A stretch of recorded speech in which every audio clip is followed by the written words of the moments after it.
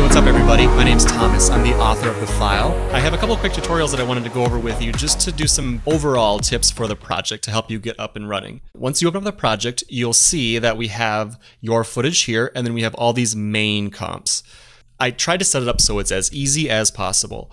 You stick the footage in here, or you select one of the pre-made loops that I have in here, and then you go to the different comps, the different sizes, and boom, you have your result.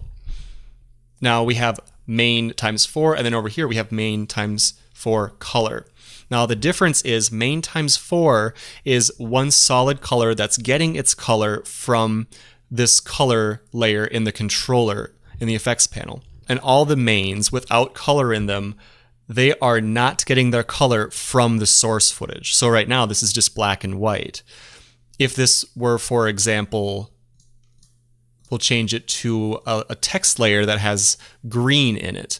Now when we go back to the times 4 layer and we let it just render for a second, you'll see that it's going to be still all blue. It doesn't matter what the source color is. But if we go to the main times 4 color and we click into there, you'll see that now we're getting somewhere with the source color being the same color. So that's a clear distinction right away, and it depends on what your final result is. If you want it to be multicolored, you're going to be using the color comps. If you just want it to be one solid color, you're going to be using just the main regular comps. Now all the different layers are set up the exact same. They have the controller layer on top, they have the curves and color layer, they have a glow, and then they have the reflected lights, the lights on, and the lights off with the background. So let's dig into the next tutorial where we're going to go over all the different settings within this. Now, I'm going to be in times 4 again. What we have once we highlight the controller layer is in the effects control panel, we have all these different settings. And I tried to make it so that it has as much flexibility that you would want without being too many options. And I think that it's a good middle ground once we break all these down into what they do. So the first one that you'll see is the most basic one. We have the color. It's pretty straightforward. You change the color and it changes the color of the project. Now it's kind of nice that you can change the highlights. So if you want it to have a little bit of like a little tint to a color, that you can pretty easily change the shadows and the highlights. The next layer that we have is the reflected light opacity. Now what this is if you look on the outside here and I turn this down, you'll notice that it turns down the opacity of the reflected light. So it's a really quick way if the effect is a little bit too bright for you or too much, that you can easily turn that layer down really quickly. Before I get to the next one, I just want to mention that all of these are set up on sliders, and all the sliders are set up with different parameters. This one, for example, is 0 to 100. The next one is 0 to 4. Now, you can still go beyond these parameters of what's set up for you. You just have to click and drag and you can go beyond the 100. These are just recommended settings that I set up for you. If you're curious how I did that, you right click on there and edit value, and then you can edit the 0 to 100. You can edit that range that way. So these different settings are all recommended to be within this range. So just keep that in mind. So the next one is the reflected light distance. Now this is when you take the bulbs that are bright, it's how far the reflection is projecting onto the bulbs. So you can see if I turn it down that it's not really reflecting around there. And if we turn it up to about halfway, you can see that it's starting to up the reflections a little bit more. Turn that up all the way and we have lots of reflections now. So that's pretty straightforward. I tend to like reflections, so I think I used the full setting on all of them. This is one of them though, that if you get this too high, it starts to look bad. So just know that around this general range is good. The reflection threshold. This, I don't want to get too complicated on this, but just know the lower this number is, the brighter the reflections will be. If you're not liking the results, if you're not quite getting enough reflections from the brightness that you have with your source footage, that to turn this number or slider, bring it down, and it will enhance the reflections. So then the next one we have the reflection edge randomness, and this is one that I added in. It's mostly for the times 16 and times 8. You just want to know with the randomness that it kind of has a little bit of variance in the reflections, and it's really not that big of a deal in the times 1 or times 2. Once you get to the times 8, times 16, it starts to be a lot bigger of a deal. It doesn't look so uniform. It looks a little bit more organic. So you can easily turn that number up or down. Now I'm going to go over these kind of 4 together, because what we have is we have the bulb inner glow, the bulb inner radius, and then the outer glow intensity and outer glow radius. These all kind of play together. The outer glow intensity and radius feed off of the inner glow intensity and radius. So what I would suggest for any project whenever you start out is I would always suggest take these numbers and bring them down to somewhere low, like something like that. Now, it's not going to look right. It's going to look not bright like the demo that you saw. That's okay, because what we want to do is we want to get a good base setup. So with the inner glow intensity, this is where I would start with. Start with that and bring this up so that you start to get some nice inner brightness with the bulbs, because the outer glow doesn't look good if the bulbs aren't having a nice inner glow, if the source of the bulbs isn't bright. So you can bring this number up or down for the radius. It doesn't really get too high with the radius around there. So this is, I would say, would probably be a good starting point right around here for these numbers with this particular source footage. So you can see that we're starting to get some brightness in there. They're starting to not be too bright, but now if we bring up the outer glow intensity, we're starting to get somewhere closer to where we want to be at. But it still doesn't quite look right. It has a fake look to it, like it's bright, but it's not bright in the scene. So you just want to bring this number up and bring the outer glow radius up with it. So you can just kind of play around with these settings until you start to get the result that you're liking. And a good note for this is that just because the glow radius is larger doesn't necessarily mean it looks better. You might have a larger radius of the glowing intensity, but a smaller radius could mean more intensity in a smaller area, so it's more intense. And that's important to know, that it's not always, you don't want to always have these numbers cranked up high and think you're going to get the best result. Sometimes you do, sometimes you don't.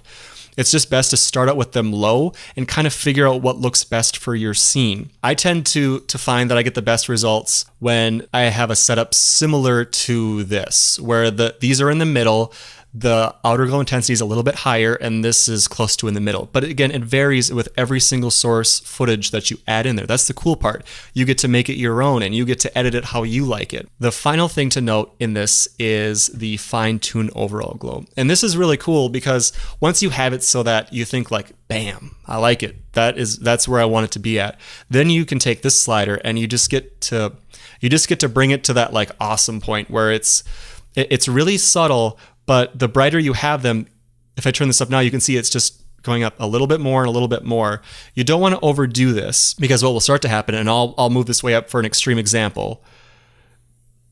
So it's okay, it's still not too bad. Looks really bright. Okay, it's looking really bright. Now let's go up even higher. Now you can't even see what's going on. Go up even higher yet. And then you start to get this really funky thing happening where the bulbs actually turn darker. This is an extreme example, but trust me, on certain source footage, you will have that happen. So just know you can easily tone down. The first thing to look to when you see this, when you see the dark bulbs, is to turn down the fine-tune overall glow. And with that, then obviously turn the intensity down on the inner and outer intensity of the bulbs. So that pretty much goes over all that, and it's the same for all the different, whether it's color or not color. So you might be asking, okay, well, why is there the color options if it's getting it from the source? I didn't have it in originally, and then I changed my mind, because sometimes you still want it to have the source footage, but you want it to have a tint of a color. So this blend with original, this works in the colors. So you turn this number down, and then it kind of just tints it the color you want.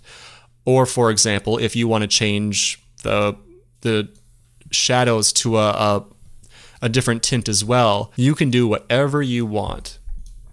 I don't want to limit you. Again, like I said, I don't want to give you too many options, but I don't want to limit you either on what you want to do with it. Other than that, I don't think there should be too many other things to tell you with the controllers. One important thing to note, though, that I want to say right now is if you're not getting the results you want, one thing to note is that I have, in all of these different layers, I have a blur on them. And you get a little bit better results by just adding a fast blur to some layers, because in reality, these aren't sharp pixels. They are blurred a little bit, and so don't be scared to blur it just a little bit. I mean, obviously, if you're doing like your logo in main times 16, you don't want that blurred. But for these other ones, there's nothing wrong with adding it. It gives you a little bit better results. And for that matter, you typically don't want the opacity at 100% in the Your Footage Here layer. You typically want it at 50%, or for this one, I do have it at 100%, but that's because there's a pretty heavy blur and it's a pretty thin stroke on that rectangle. So you're not getting a lot of really bright whites. You want to stay away from really bright colors in the Your Footage Here layer. You get better results if you have the layer turned to like 50% opacity, and then you go into the main layer and then you turn the intensity up of the bulbs than you do having a really bright source footage and turning the intensity down in the reflected light intensity and radius. In this video, we're going to go over the plugin version of the project, and you'll see just from opening up this file that it's very similar to the other one that we just worked with. The major difference between this one and the other one, besides the use of optical flares, is that it doesn't have a color version. It just has the main times whatever size the bulb you want. The main reason for that is because of the way that optical flares is projecting the light onto the bulbs. And if you click on that, you'll see that typically when you have optical flares, you're not using this setting called source type luminance. Generally, you're using the 2D, the 3D, or the track lights feature. But with this unique setup, we're using the luminance, so that the brighter that something gets, the optical flares actually picks up on when the flare gets to a certain threshold of brightness, and then it adds the flare on top of that. So it creates a really cool effect, and it gives you a lot of control with that. Now, if we go back here, you'll see that the controller still has all the same setup as it does in the other project. There's a little bit different way that the curves and the glow and reflection are set up. It's very similar, but just a little bit different. But just know that this way gives you a lot more options. And feel free to go in and edit this, go into the optical flares, and then go into options. And you can play with this flare. I set this one up specifically for the project, but you can add as many different irises or as many different glows as you want to make it look exactly how you want it. In this tutorial, we're going to be going over loops and how I set up the different loops in the Your Footage Here layer and some best practices with those. So if we go to the Your Footage Here comp, you'll notice that I have quite a few different ones set up in here already for you. Some of them are some pre-comp, some of them are actual shape layers that have loops in them. So starting out, let's go to rectangle small to large. And if I hit U, you'll see that I have two keyframes set up. And so it goes from 0 to on frame 30, goes to 100%. But then if you keep using the current time indicator and moving it over, you'll notice that it does the same thing over and over. And how it's doing that is it's using an expression called a loop out. If I hit U twice on there, you can see the loop out expression here. You'll see that I have loop out cycle. Now, what does that mean? It means I have these set up here for you, and this is included in the assets folder. It has the different definitions of what the different types of loop out mean. Cycle, it just means it'll do the same two keyframes over and over again. Ping pong means it'll do keyframe A is set on 0 and B is set on frame 30. It'll go A, B, A, B, A, B. Over and over again. I'll give you a demonstration of that in just a minute. But then we have offset and continue. And you can read the definitions. They're very similar, but a little bit different. For the most part, though, you're going to want to use continue for the effect that you're going for. And that just, if you have two keyframes set up, 0 to 100%, it'll just keep on going to 200, 300, 400, 500. It'll just keep on continuing from the keyframes that you have set up. So let's do some demonstrations of those. You're seeing cycle right now. It's just repeating these two frames over and over from 0 to 30. So we can go to 60, and you can see that we're at 0% again, just like we were at frame 0. So it just repeats over and over. It's by far the most useful one for creating loops. The next one is ping pong. And you're going to see that it's going to get bigger and smaller and bigger and smaller and over again. It's kind of a cool effect. It's not creating the loop at frame 30 though. It's creating the loop at frame 60. Because remember, it's going from small to big to small. So the loop's happening right there at frame 60. And then it's doing it again. Continue. This will just continue. So the two keyframes that we have set up from 0 to 100 at frame 30. So then now at this rate, in 30 frames, it went up 100%. So in 30 more frames, it's going to go up to 200%. Really useful. So we have different comps in here for you set up. I have fireworks, I have rain, I have all kinds of things to get you started. And then I also have kind of more geometric shapes to get you going as well. Squares, rectangles, arrows, and these all use the exact same expression that I just mentioned, cycle or ping pong for almost all of them. The one that I do want to go over with you quickly though is the waveforms. And these ones, they're really cool because they're actually using your source audio. So you can, if you have a song that you're animating it to, you can have the waveform animate from the song that you're using. So it's kind of custom and it looks really nice.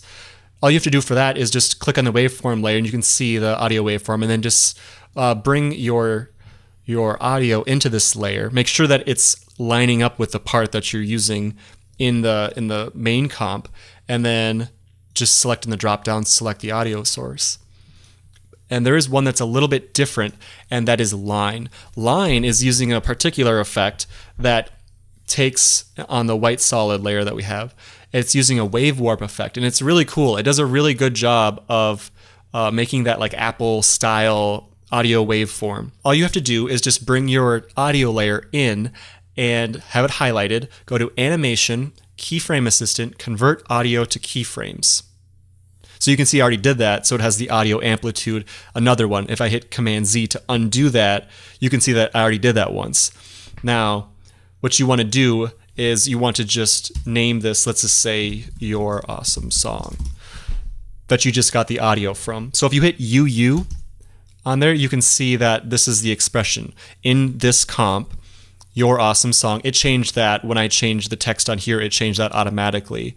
Affect both channels. When you bring your own song into here, you're going to do that trick. You're going to highlight it. You're going to go to Animation, Keyframe Assistant, Convert Audio to Keyframes. So then it has audio amplitude.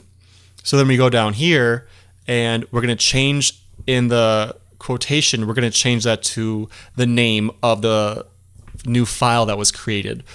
And that's all you have to do. You can change this just a little bit if it's not quite giving you the results you want.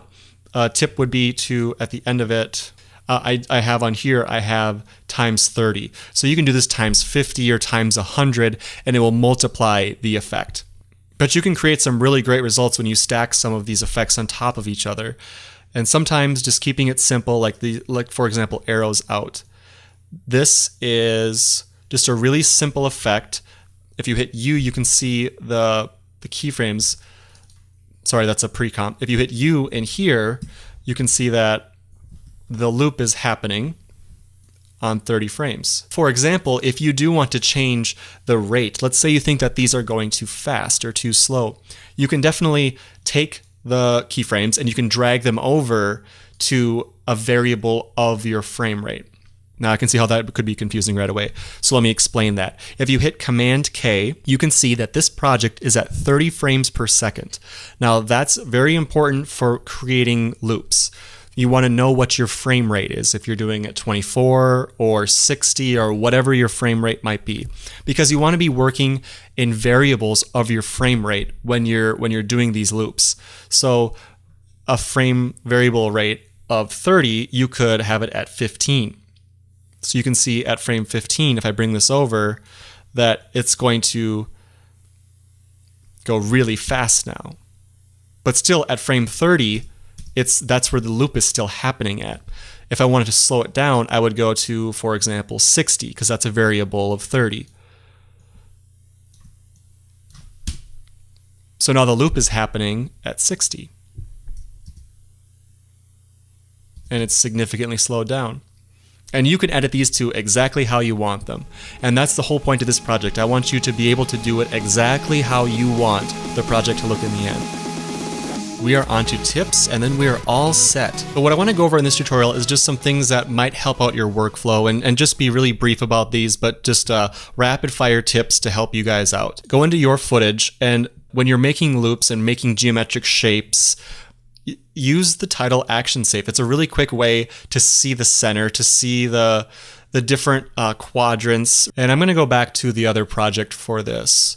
I'm going to go over the best practices for using the color. If we go into this file, you're going to see that turn this rectangle off and this text layer on, you're going to see that I have a green stroke on here. And you can use a green layer on here for the whole thing. You can do that in the color, but my suggestion is to not do that. I would suggest using a light or white color in here and then a stroke on your layer. You get a little bit better results in the colored layer. And for layers that don't easily have a stroke like the text does, I would suggest adding, so let's just take this rain composition for example. If we turn this on and we turn the fast blur off, how do you put a stroke on that? And there's a quick and easy way to do it. You can just add a glow to it.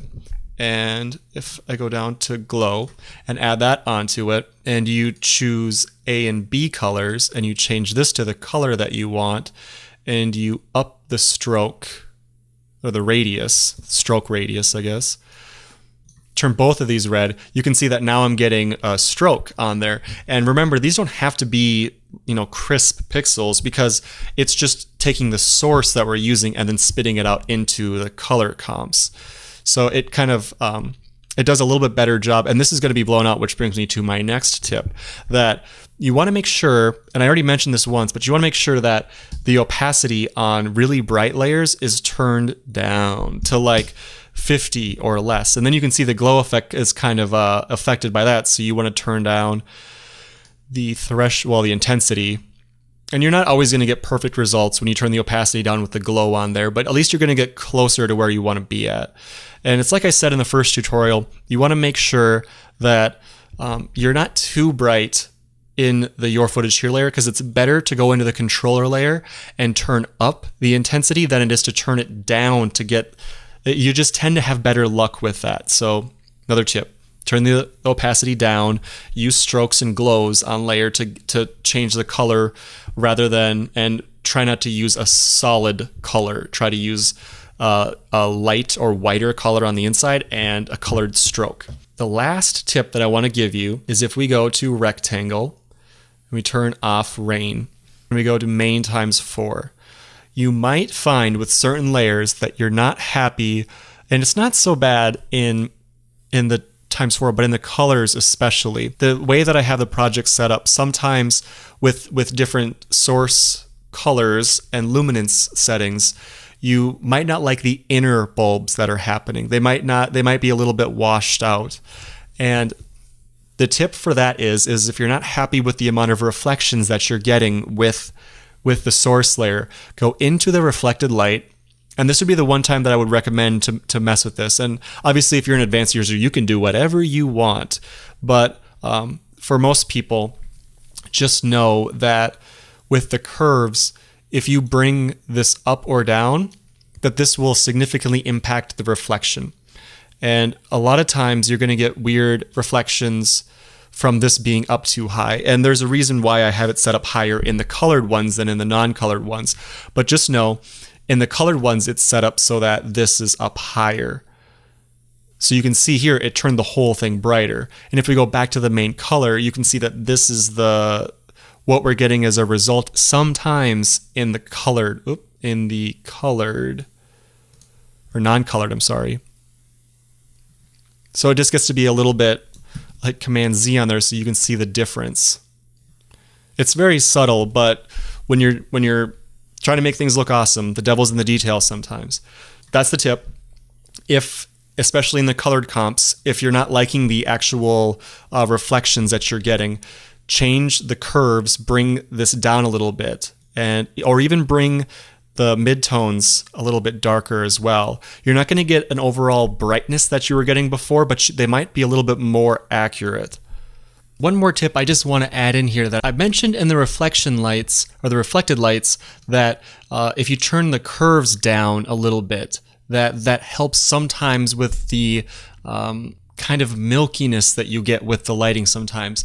That also applies to the lights that are on. So another thing that will help out if you're not liking the results that you're getting, if you're not liking the contrast in the bulbs that are on, is to go into that comp as well and click on the curves plus fastbur and bring that one down as well. That will also make a huge difference in the overall look.